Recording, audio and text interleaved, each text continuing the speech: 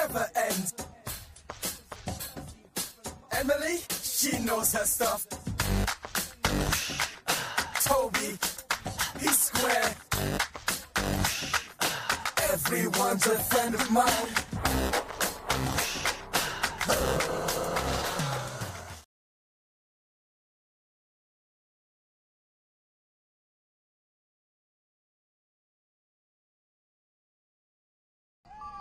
That night, when the other engines are tucked away in their sheds, you can still hear the faraway call of an engine's whistle and the clickety-clack of train wheels turning. This is the sound of the mail train.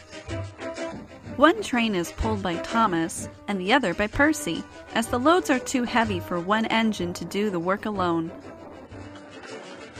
The mail is loaded into freight cars of the harbors, and the engines pull their trains through the silent stations delivering their precious loads. On a clear night, a big shiny moon brightens their journey, but often Thomas and Percy can't even see the stars. But whatever the weather, lamps along the track always light their way.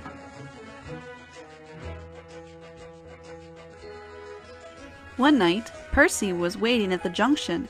The mainline train was late. At last, Henry arrived.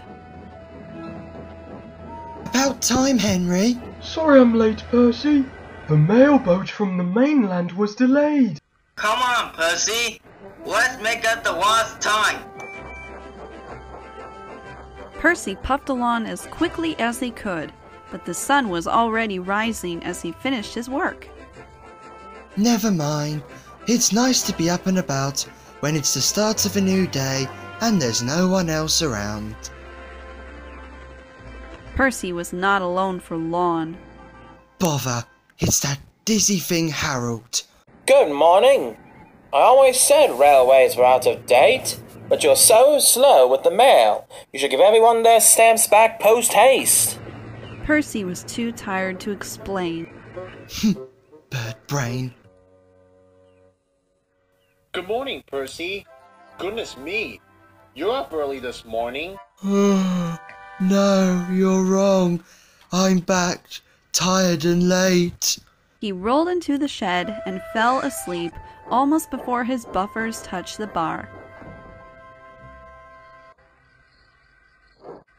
His driver decided to set off early that evening. Thomas was waiting at the station. Thank goodness I've a chance to speak to you. Driver said that the person in charge of the post has complained to the Fat Controller about the delay last night. But that wasn't my fault.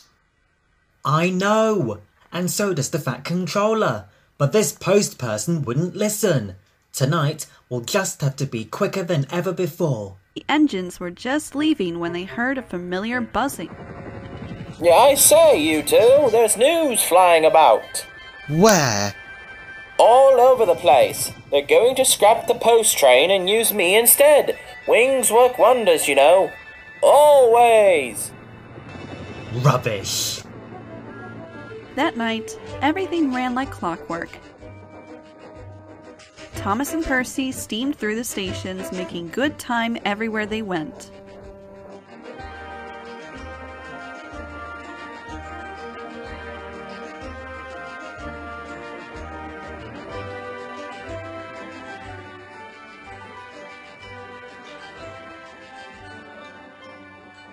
At a station, Thomas noticed a man looking cold and worried.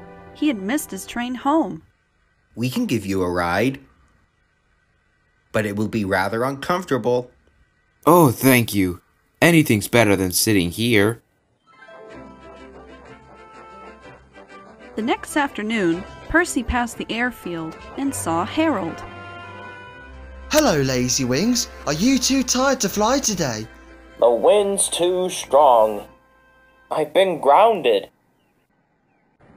You need rails. They work wonders, you know. Always.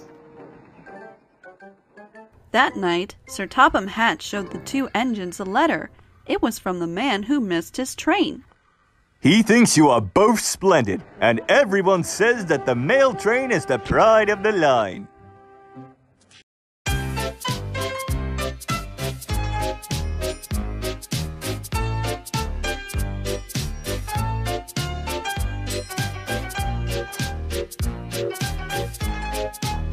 Bye.